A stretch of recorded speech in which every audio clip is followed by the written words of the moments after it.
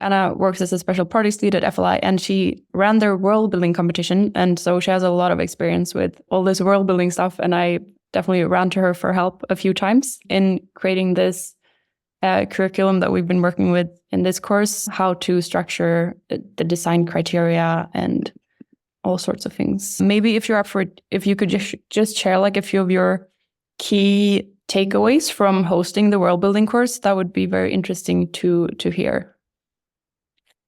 Absolutely. Yeah, 2 words about myself. My name's Anna. I work at FLI. My background is in computer science and communication. So I was very involved in the design of the world building course and then all the coordination involved. So I got to read many, many, many worlds in the process. I think we had over 150 submissions or so. So I've gotten to see quantity-wise many ways to approach the prompt, the problem, what worked well, what didn't. And it was also really interesting for us from a more of a data analysis point of view when we have that many worlds, just to see which concept came up the most frequently. Actually, those ones were probably the most generic. Like everyone had UBI, for example, or everyone had AI assistants back in the day, even before the latest developments. But sometimes it was like these concepts that came up less frequently that were interesting. I think a good framework to think about the worlds was to try to interweave different facets of the worlds. For example, if you have tech, societal issues, the economy, politics, and how those like kind of interplay.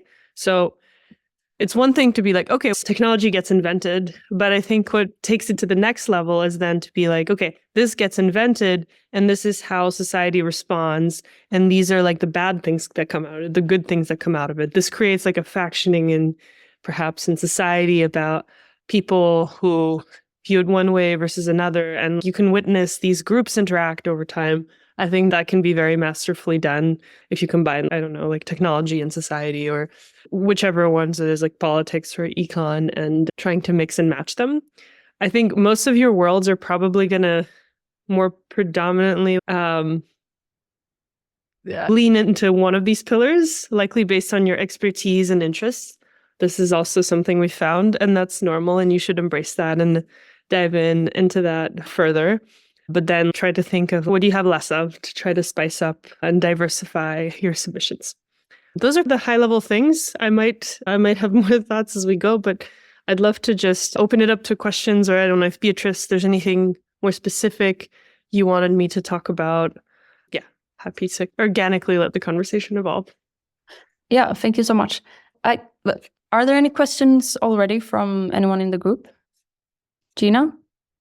Thanks, Anna. I appreciate you sharing your expertise. This is really interesting. I had a question about, so the storytelling part of it, where you're talking about how to pull things together. But my question is more about, at least in this course, we're challenged to create a video piece or some kind of an art piece, right?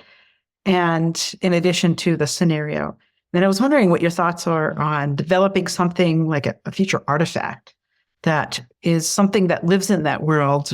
Maybe it's a news piece or something, or a brochure, a flyer that wouldn't exist in today's world. How does that work for you? Do you find those intriguing, or does that leave too many details unobserved? I think it depends on the execution. I personally would be very into it. I love immersive experiences and experience design.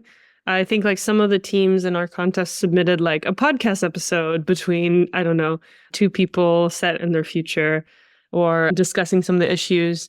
I think, a lot of information can be lost even if you do, say, like a digital art piece. I think it adds flavor to the world. It won't capture all the intricate nuances. So I think in that way, you wouldn't be disadvantaged if you decided to make a newspaper. But think about what are you trying to convey with the art piece is important, and play to your strengths. But I love the idea of trying to do something like an artifact or a snapshot. The stories are meant to be a snapshot into a moment in time already. And I think if this is like our contest, we had day in the life pieces and a media piece. I believe this is the same here. So in that way, I think most of the depth will be captured in the other components, and the artwork is supposed to give life to it. But I don't think it's an expectation to, convey everything. Yeah, thanks. Justin. Thanks for being here. Nice to see you. So I have a couple questions, but I guess the first one would be just like from a creativity standpoint, where in the world building, things that you come across from either new forms of governance or new economic tools or new markets, things that might be inspiring to us as we're thinking about our world build for 20. I found myself trying to be creative and then ending up with things like, some version of UBI or some updated version of democracy that relies more on tech or, allows for more decentralization or a more federalized structure. I'm wondering if from the submissions, if there were any particularly interesting tools that you had not seen before that might be of some inspiration to us. I think overall, it's not about this. Okay, so I see all of them as solutions. And I think the most creative submissions don't just name drop a solution. It's so much about the how as opposed to the what.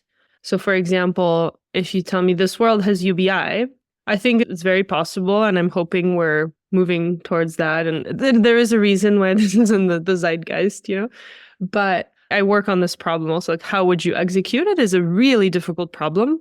And with any of the problems you pick out to solve in your world, I think thinking deeply about how do you get there in a very sophisticated and nuanced way, as opposed to, okay, we have made a treaty, but how did we get to that treaty? I think coordination problems are really difficult.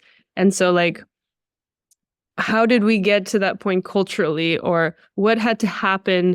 Did some event happen that prompted these discussions? Is this in response to something bad that has happened? Or did culturally we decide to embody these values, and that's how we were able to implement this technical solution that sounds, in theory great, but would be really hard to implement because of the market forces, capitalist forces at play, or incentive structures. So thinking almost like one layer more abstract as to if there's some ideas you're really attracted to, don't think about, is this creative? Think about the creative bit for me is how did we actually bring them into being? I don't know. It's maybe a cop out from when you were asking. I think you were asking for name me some interesting concepts, but I don't want to steer you in any one direction. I think these are very individual and reflect your own values as a person, what kind of worlds you will end up in. But think a lot about not the magic wand approach, but all the creativity that comes with how did humanity solve this? Yeah. That's great. Thank you. Hannah. Thanks. Thank you for being here. I have a similar question. If our worlds feature some new orders, what is the most common breaking point? What kind of new orders don't stand against red teaming? What do you mean by new orders? Can you give me an example? Yeah, what we talked about, universal basic incomes, new governments, economic systems. Are you asking what are the failure modes in the submissions that would make the submissions less interesting or creative? I guess to me, like I said, whatever crazy out there solution you want to bring in is not the meat of it. The meat of it is how did we get humanity to adopt that crazy solution? And so if it's just, we have this technology, it gets rid of the problems, or we have signed an agreement and suddenly there's no war, makes it a bit not sophisticated enough, not rich enough of a solution. And the magic wand approach feels like the biggest failure mode. But even if it's maybe something you don't resonate with value-wise, but something you think is likely to happen, or just something very out there and crazy that could get other people thinking, even that's not what you relate to, I think it's still worth exploring. I think developing the nuance in these worlds is where all the interesting kind of bits come out. And other failure modes, what we found hard in our contest was the balance between them being aspirational and them being realistic. I think if you had to prioritize one, the realistic bit to me seems more important, where it's really easy to imagine, everything just goes really well. But I would still like think more about, okay, but realistically, how did we get there and how did we like go against the forces preventing that? And maybe having some things that aren't like perfectly, optimistic and utopian, but a little more down to earth positive, because they seem also more achievable. And that's, again, where more interesting ideas come out of us to like, what can I be working on to help us get there? And that's so much of the value of doing this kind of thought exercise. What other failure modes could there be? I guess not considering the downsides of if something gets, let's say a new technology gets created, I think it will come with pros and cons. So not like a decision gets made, like usually not everyone is happy about this decision, right? Usually everything comes with a trade-off. Any piece of tech, any new governance model. And I think acknowledging that and like showing the nuance in your world that you have thought of what is the dark side of these developments also adds a lot more sophistication to how deep your world goes. That's another tip, yeah. Gina. Yeah, thanks. A follow on to Hannah's question. So in back to the scenario development part, and I think we have to do 1,000-word scenario. And you talked about what makes an intriguing world is like how you got there. But we have to balance that with a day in the life. So you can't explore all of the technologies and all the government backgrounds and underpinnings of everything in 1,000 words.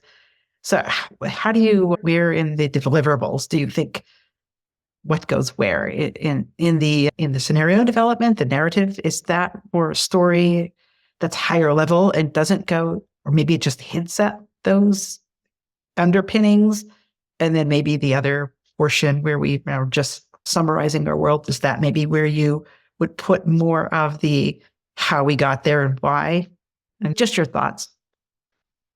And correct me if I'm wrong. You don't have a timeline in this prompt, right? You have a backcasting analysis. Is that right, Beatrice? Yes. I'm just looking at the summaries. So when we did it, we had this timeline, which was very detailed, where a lot of the tiny details could come in. And I wonder if that would fit well in the backcasting.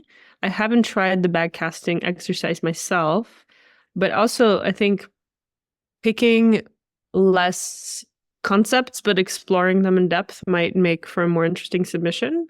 And like I said, weighing in what bad things did this bring, what good things did they bring, or what's the societal implications to any of these changes, I think also to me makes it more interesting.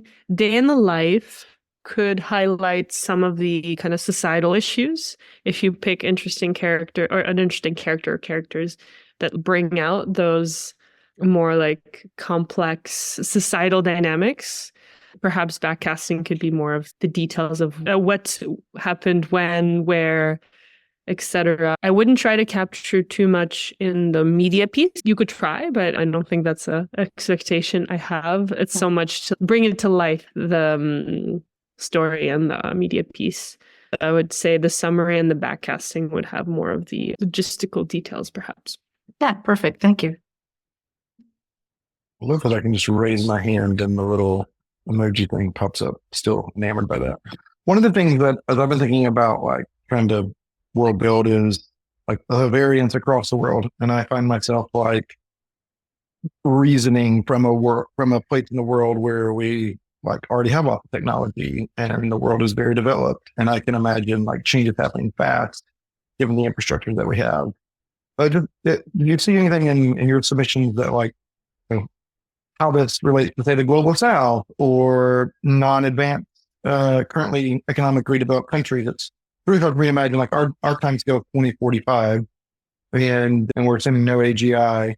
And I can imagine, and lots of advancements in 20 years in the United States, but, not less so in Haiti or some other country or Afghanistan, which are roughly failed states, if you will. I was wondering if you see anything interesting or have any thoughts about how you capture like a day in the life in a developed country. And it's unlikely that Afghanistan is going to be fully developed and modernized in 20 years. If you saw any successful approaches to just the diversity of what life might still look like, and inequality might look like, even in a positive scenario, and say, 20 years, and just anything maybe you saw on that or thought about how to capture that. Yeah, that's a good question. I think in our submissions, a lot of people did go that route, the more international route, and there's days in the life from all over the world. I find it hard to imagine a positive future that's not inclusive. To me, that's not really a positive future. You're lucky with your prompt. So in your world, there's no AGI. In our original prompt, it was almost the same prompt, but we did have AGI. And so some submissions focused really hard on the AI safety route, which wasn't so much are the benefits of AI democratized? It was like, okay, no, how do we keep this safe, under control?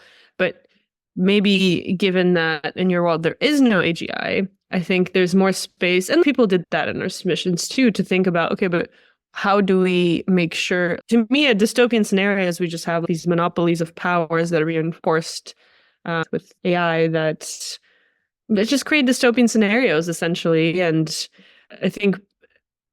I feel like people still did what you're describing when I think about the scenarios. If you're thinking about anything like war and conflict, you're forced to address having a more international kind of lookout on geopolitics. Some people went that route, but then other people went really, like, their submission was all about societal issues and how we were able to democratize the benefits in a healthy way. For a lot of people, that was the definition of a positive future. So I think it's important. Again, it will depend on your layer. Like I said, if you're like very into geopolitics and your whole submission is about conflict, you might feel less of that. Or maybe you're really into societal issues and you're thinking about like economic redistribution of wealth and so forth, that is going to be accelerated and more concentrated with advanced AI systems. So it depends on where in the stack you are, but an international perspective feels essential. Yeah. I'd be curious to hear, we discussed failure modes before, but it would be interesting to hear, I don't know, like success modes. Was there something that the best worlds or submissions that you had for the competition had in common? That's a good question. On the first question, which is where's the success modes, I think I started addressing that within the failure modes. Like, well, what makes a more interesting world is this. But if in the second question, if you look at what the winners did well, and was that similar or not? Actually, some people had very different approaches and they worked well. If you compare, the first place winner, I think, was one of the most effective worlds at just visually, viscerally telling stories and bringing things to life. It wasn't just, conflicts were resolved because X, like, and then in their story, it's, we like started having more VR workplaces. So like academia changed and a lot of like researchers started working in these virtual in-person rooms, and you had more of the water cooler chats. And then someone heard of an unsafe experiment, and there was a whistleblower, and there was like this whole story around how that happened. And it was probably the more out there world in terms like very transhumanisty and stuff. But I think what they did really was the woven in narratives. Even when you read their timelines, usually timelines are really dry in most submissions. Their timeline like read like a story, or they develop life extension technologies. And then, it's not just like life extension exists. Suddenly it's he goes over like decades and decades, how people relate to this life extension technology, how like society factions between people who take it, who don't, and like familiar relationships, and like these groups really grow apart. And it examines like what it means to be human. And so you might not have the chance to go super in depth, but I'm just saying like this one leaned in heavily into narrative and the effects of it. One of the second place worlds to me was like their whole world was about the evolution of governance. And it was all about humanity experimenting with different governance systems. Something happens. I think it was like a close call, like automated systems, close call between like a US-China conflict, if I recall, leads to like new regulations or international treaties signed around to prevent certain things when like they almost happened. It was also like very detailed. It wasn't like as heavily leaning into the storytelling as the first one was, but I thought that the exploration of just like governance was very in depth and interesting and fun, and had so many like references to historical moments in the past, or I would say like how we handled nuclear weapons. So this was like a world that addressed conflict and geopolitics a lot more. But like it had a completely different flavor and vibe, but it still worked really well. So I think about your strengths and maybe don't try to do too much. Like focus on one thing you think you'd be good at, whether that's the lean of the world or the kind of storytelling you might want to do, whether it's like more matter of fact, more developed. Yeah.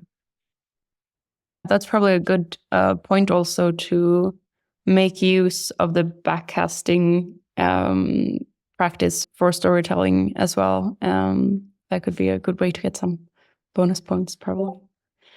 And other thing, Alison, did you have a question or no?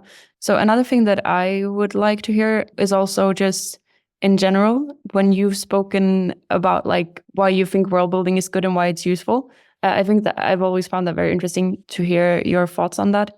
And I'd be interested to just hear if you could say a few words on like why you think world building is actually useful and when it's useful. Yeah, I think it's a very interesting tool. When you have constraints, I think that's where interesting ideas come out. I think with a blank slate, things are hard, but these world building activities, I find super useful to narrow down your thinking and explore a problem space within a certain context. And from a designing a world building exercise perspective, there's a few things that I would get out of it as the creator. One is I think inspiration for ideas for things we can work on or do. Like I think like the whole prompt is about, okay, what are some of the most wicked problems that are important to you? And what are some possible solutions or attempted solutions? So much of our creativity or our media is about, how do we think about the future? And it's like quite dystopian, and it's very easy to imagine those dystopian worlds. It's much harder to imagine the ones where things like go well. So I think it's both an exercise in problem solving, and it's a good exercise in kind of thinking more hopefully or more positively about things. I think that it's very intertwined. But I think, there might be some interesting policy ideas we might get inspiration from. Maybe there's some events that happen that will be mirrored in our worlds, that when it happens, we have some ideas for what we might do. So I think it's like broadens up the problem space. And I think the last reason to do this is it creates a really good platform to have diverse conversations about the futures we even want in the first place. I am really encouraging out their submissions, because then it's much easier to show a bunch of worlds to people and be like, okay, I don't like this one. I like this one. I don't like this one. And being able to say why. I didn't like this one because blah, blah, blah, blah. And then like your values are brought to the surface a bit more. But I think if you just ask people on the street, a nurse in your hometown or a soccer mom, like, what do you want of the future? It's not a problem. People are used to don't spend a lot of time thinking about in a lot of depth. So I think we're very privileged to be in a position where maybe this is very present in our lives, discussing and thinking about the future. So I also see these little snapshots as a way to tease out values and just create interesting discourse between different groups. Because maybe you create something that you think is great, and then you realize like a lot of people are very will find a dystopian for some reason, or something else you're surprised you would think people don't like, but maybe they resonate with. So it's also a bit of a canvas to draw on, to experiment without doing the thing in real life, and see how people like feel when they hear about this. That would be the third benefit of this exercise. Yeah, I think that really clarifies it a lot.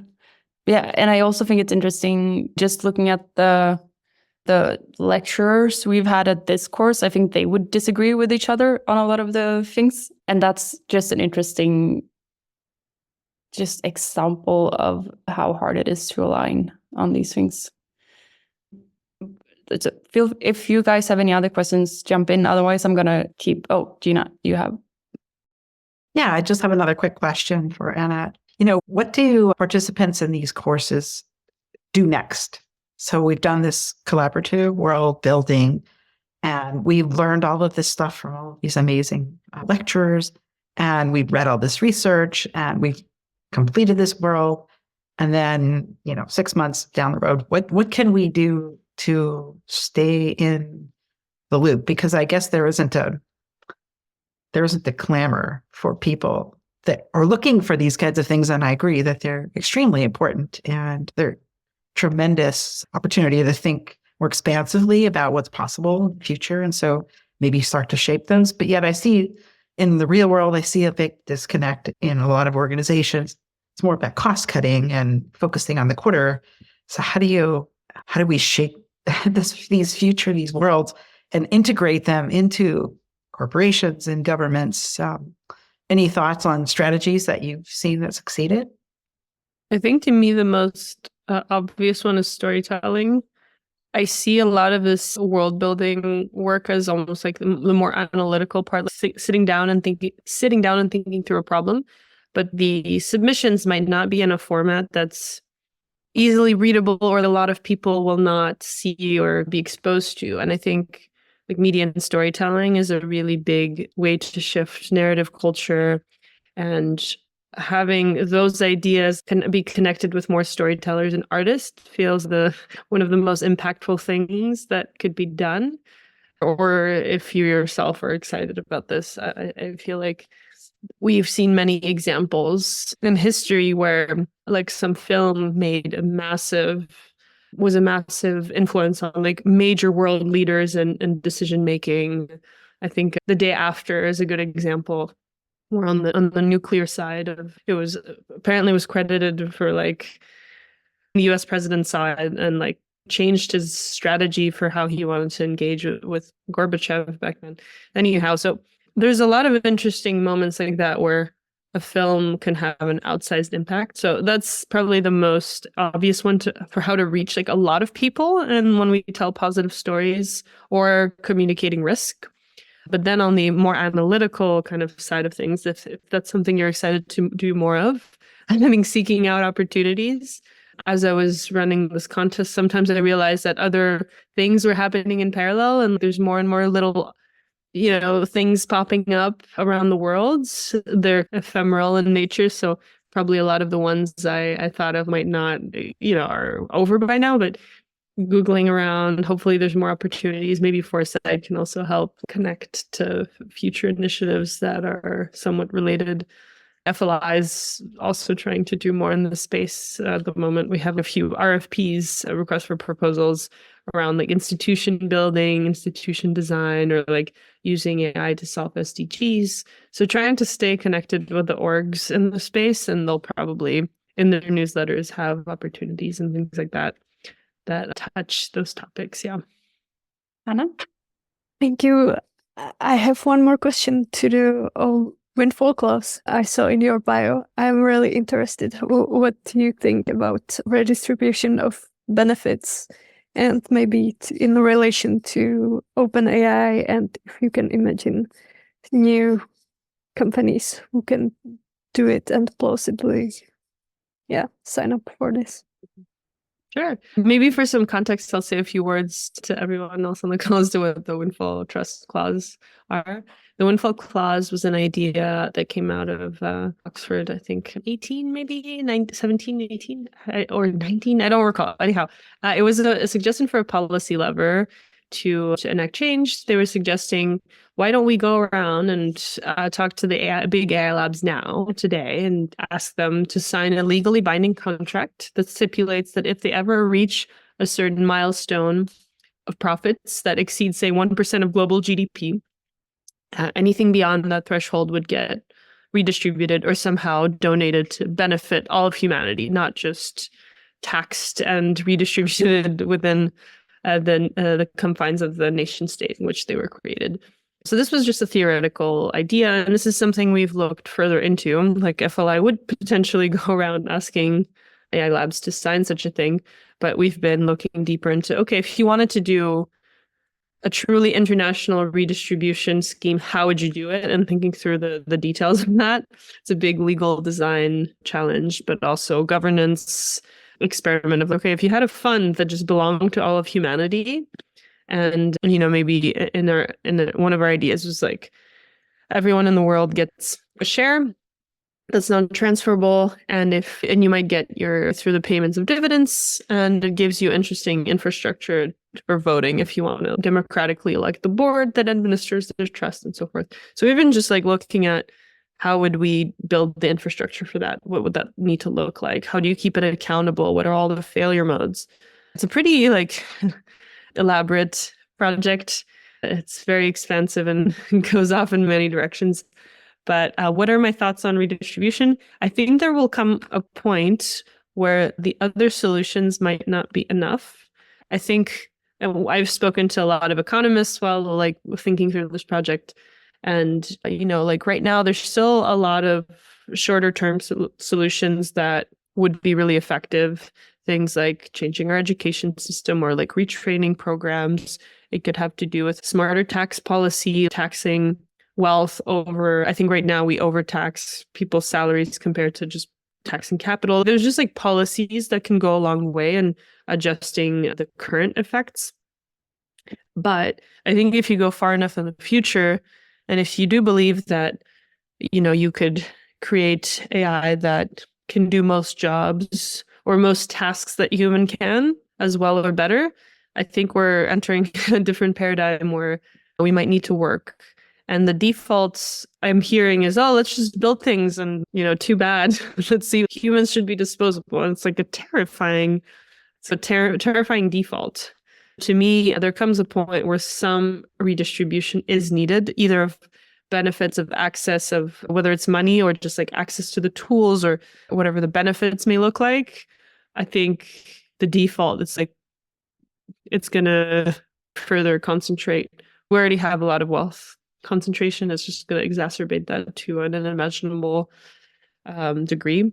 For me, it feels intuitive, but if it doesn't for you, I'm curious what other solutions or directions you imagine things going down. And I don't want to dissuade you from exploring those. I think many worlds that are very different is like a really good outcome.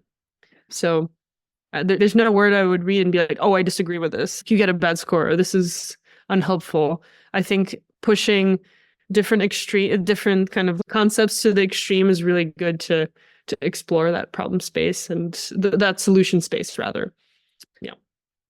Yeah, this makes me think of one of the things I've been thinking about is from redistribution in a world where the most powerful AIs are being created by corporations that we might see. It's already the case that large multinational corporations play a large role in governance at the international level. And it seems like there might be some interesting ways that the redistribution is done, not by nation state and not by the UN, but by the large multinational corporations themselves becoming more democratic, expanding their stakeholders, these types of things. You've seen anything interesting? The windfall clause, I think, is one interesting way of doing this, but are you aware of some form of public-private cooperation across governments and corporations with them having increasingly larger amounts of wealth or capabilities that are like interesting, or in addition to the windfall clause where maybe the power is shifting, but in a good way, away from nation states to multinational corporations that kind of can assimilate some of the interest in a different way. Are you aware of anything interesting in that direction? Mm-hmm. At the moment, I have a bit of a disheartened view of things where I feel like the corporations are just racing. And even if there are people in those companies who have a good sense of moral and ethics, I think a firm is just this complicated, almost like being of its own with incentive structures that lead it to do not very nice things. And at the moment, to me, it feels like everything's so centered around capabilities.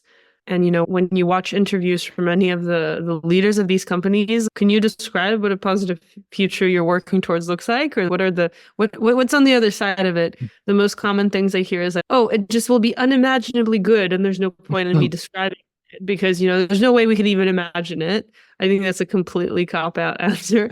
Or they'll say something like, oh yeah, imagine like just cancer gets cured, like all of the environmental problems go away, like everything just gets solved. And to me, that's also like a cop-out answer, because instead of working on those problems and being like, okay, I really care about cancer, let me figure out how to solve cancer, it feels like everyone's just trying to build something that's just smarter than us because it will it will know the answer to all of the world's problems. And I find that quite immature when we do have solutions for things that we're not willing to accept the trade-offs for. And I don't know why super capable AI wouldn't encounter the same problem. So this is like what I'm really excited about this prompt for is like, okay, well, let's say you have like advanced AI systems. What problems do you care about solving? Like more concrete, like can you be concrete about what you would change in this world, or what, if you have more of a health spin to it, an environmental spin to your world, like what do you care about? And what is a vision for doing that right looks like? To me is such a much more interesting answer to the prompt than, oh yeah, like everything gets solved for this, or there's no point in trying to imagining it because like we can't access that kind of, it'll be so different that we just don't know. But the fact that the AI, like kind of corp leaders talk like that is raising some alarms. I know some of them are trying to do stuff, but it still feels like very profit driven for now to get bigger and bigger, bigger and bigger models to push capabilities more and more. Like Sam Altman had also co-founded WorldCoin, which could be seen as his attempt to do something like the windfall clause. Whether it succeeds or not is up in the air. And the project does get a lot of criticism, but I'm happy someone's trying something. And I think it's an interesting one to follow. It does create interesting infrastructure for the future. And just thinking about the problems we'll face, what kind of institutions need to exist in our future is a good prompt. Yeah. I've been like in the realm of global governance. A lot of the discussion, or some of the discussion, was about how public and private entities, and in fact, really co-produce most things. This neat division between public and private entities is maybe not as neat as we think. So I've just been trying to brainstorm about. I feel like some of these discussions sometimes end up in this like the corporations are just racing ahead and this is all good and we need to build, and then sometimes government like the idea of regulation or just setting the rules or redistributing, and I think maybe those relationships are more entangled than like how we traditionally think about them. Yeah, that's great. Thanks. I'll jump in with another question then, which is, I found it pretty hard when planning for this course, like finding good resources and identifying actors who've done relevant things. Like other than FLI, it was really hard to find anyone who had done like what I found to be very interesting things with this concept. So I was wondering if you had any resources that you found useful. It could be specifically on world building, but then also I guess it would be interesting if you had any other resources that are just like, this platform is really good for like data that can be useful in implementing into your world build or something like that. Oh, your audio. Sorry. Nothing immediately comes to mind. If I have follow-ups, I'll send you some things. I spent a lot of time researching like other like parallel initiatives and so forth. But even just thinking of books where the sci-fi books or the ending isn't, or the future isn't dystopian, the backdrop isn't dystopian, is quite rare. There's like a handful that kept coming up from like all of people finding inspiration from them. And I think the most common ones that kept coming up are like the culture novels, Star Trek, Till the Lightning came up as well. The Dispossessed was one of the books that also came up that was really interesting, that I also is one of my favorites. The Dispossessed is fun because it explores like a very like capitalist society and a very anarchist society, like living in parallel, and like how the worlds interact and how different value systems clash. But anyhow, I don't have a ton of great answers, and that's why I think it's important that we do what we're doing right now. Yeah. Okay, Justin. Yeah, I would. One thing that we haven't talked about in our world building course, and maybe not yet also, is any like ties into space travel development that one might expect and how that might have consequences for the world. Did you, in the world building that you all did people make use of this as like hey, rockets are coming along, it seemed quickly, as an interesting hybrid between public and private as a as a tool for innovation, and then how, settlements either on the moon or on Mars might have some impact on how things are done on Earth. Did you see any interesting explorations of that as an idea? Yeah, some folks went the space travel route for sure. Some people were really excited to explore that. The interesting thing with anything space related, it's like the army. Sometimes you'll develop technologies for a certain purpose. I'm pretty sure the GPS technology also came from DARPA.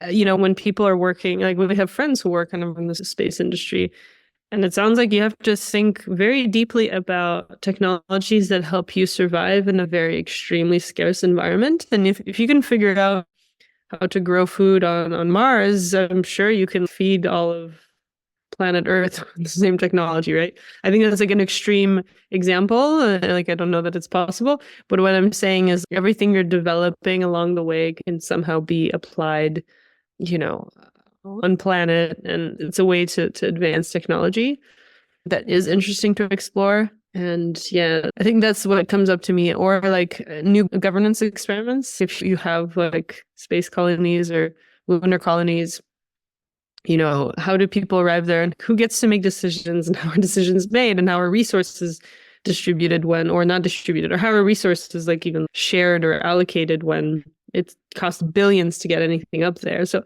I think there's some interesting precedent. We have a lot of friends thinking about these topics, both on the governance end and how the tech that's being developed can trickle down into our present needs.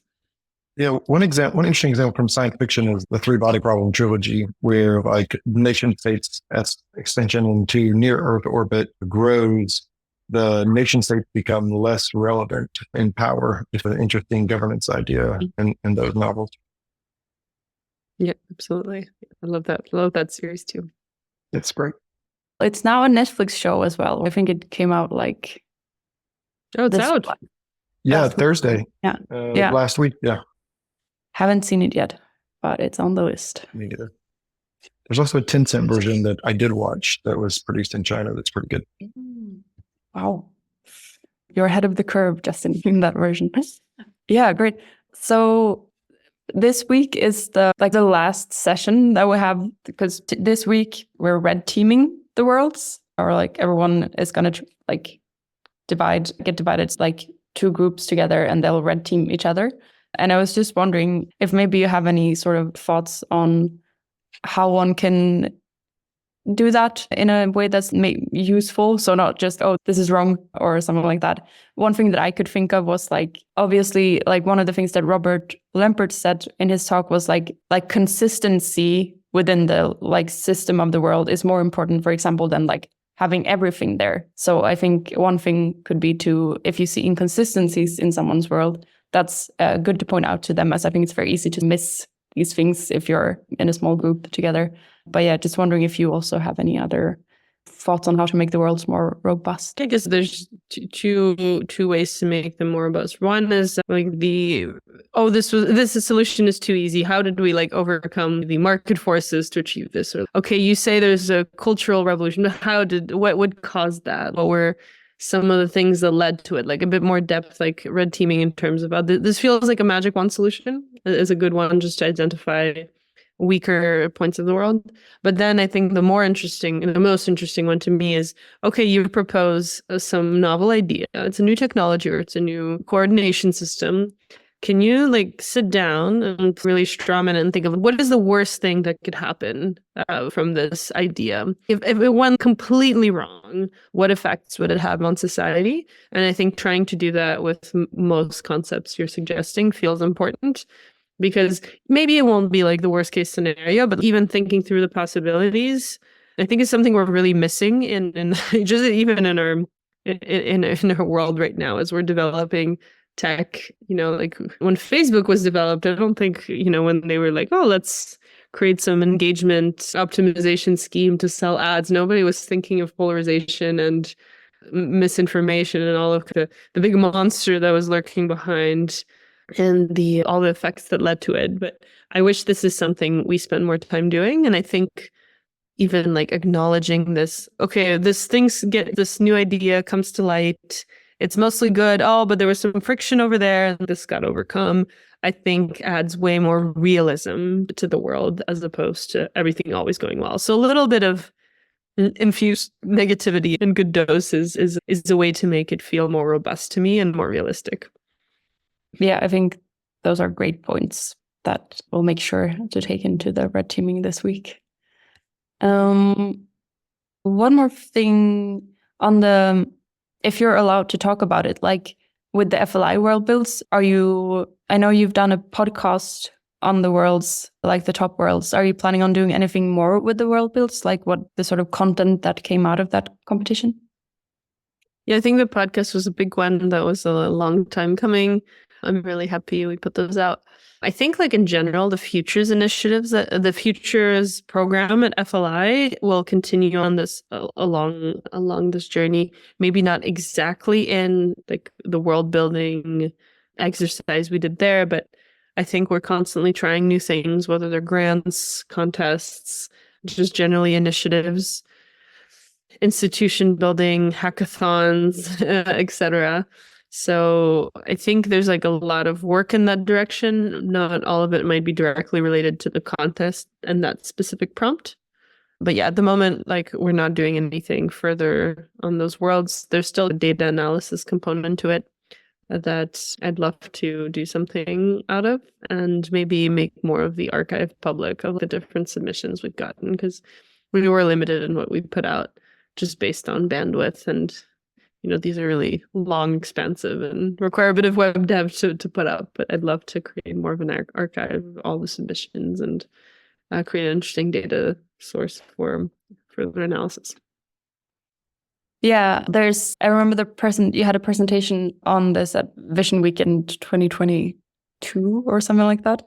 And it was really interesting. And I know I've also seen some more of that content, I think, on the Worldbuilding website now. So that's interesting. I would just structuring all that data that came out of those worlds. And also on the Futures program, we have in the last session, one of our judges is Emilia, who runs the Futures program at FLI, and she'll also be saying a few words on that in the last session, and saying what sort of funding opportunities or things are going on there as well. So we're closing in on the final minutes. Is there anything anyone would like to ask as a final questions, or anything, Anna, that you would like to add before we round off? Yeah, I think I'm good. Yeah, I'm really happy you're all thinking about this and working on these projects. Really excited to see what comes on the other side of it. Yeah, we're very excited too. It'll be very interesting to see, like, this is the first time for me also to see a bit more what's coming out of it now on Wednesday when we have our red teams. So that's very exciting. And thank you so much, Anna. This was very helpful.